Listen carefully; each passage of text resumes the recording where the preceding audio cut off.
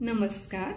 मागच्या व्हिडिओमध्ये आपण पाहिले विशुद्धी चक्र इम्बॅलन्स झाल्यामुळे आपल्याला सामाजिक, मानसिक आणि शारीरिक समस्यांना सामोरे जावे लागते। ज्या व्यक्तीचे हे चक्र बॅलन्स असते अशी व्यक्ती कायम खरे बोलते, अगदी कुणालाही न दुखवता। ही तर एक कलाच आहे। अशी व्यक्ती स्वतःशी आणि दुसऱ्याशी कायम प्रामाणिक असते, एक चांगली वक्ता असते, आपले मत ठामपणे मांडू शकते। अशा व्यक्तीला समाजामध्ये मान सन्मान मिळतो, इतरांचे विचार आणि भावनांचा कायम सन्मान करते। इतरांचे विचार ऐकून घेण्याची या व्यक्तीमध्ये अधिकतम क्षमता असते। आपल्या समाजामध्ये एक मानसिकता बनलेली आहे, ओरडून कामे होतात पण शॉर्ट टर्मसाठी। त्याचे दुष्परिणाम आपल्याला नंतर दिसू लागतात, म्हणून हे चक्र बॅलन्स करणं गरजेचे आहे।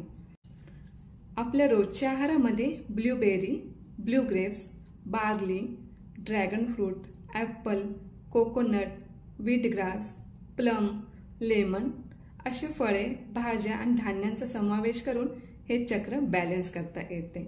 इथे ऑइल थेरपीची पण आपल्याला मदत मिळते, जसे की सेज, सायप्रेस, जास्मिन, लव्हेंडर अशा प्रकारचे ऑइल आपल्या रोजच्या आंघोळीच्या पाण्यात 3 ते 4 थेंब टाकून हे चक्र आपण बॅलन्स करू शकतो।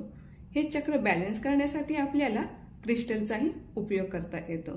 तसेच अनेक प्रकारचे योगासने करून हे चक्र आपण बॅलन्स करू शकतो, जसे की lion pose, cat pose, bridge pose, हलासन अशा प्रकारे कुठलेही एक आसन आपण करू शकतो। मोकळ्या हवेत जाऊन पक्ष्यांची किलबिलाट ऐकून त्यांच्याशी बोलून हे चक्र आपण बॅलन्स करू शकतो। आणि सोबतच एखादे गाणे गात गात हे चक्र बॅलन्स होऊ लागते। आपल्या भावना एका पेपरवर लिहून त्या फाडून टाकल्या तरीही हे चक्र बॅलन्स होते। मुख्य गोष्ट ही आहे की ह्या आपल्या भावना व्यक्त केल्या गेल्या पाहिजेत। तर हे चक्र बॅलन्स करूया आणि आपली वैयक्तिक आणि सामाजिक आणि आध्यात्मिक प्रगती करूया। तोपर्यंत थँक्यू।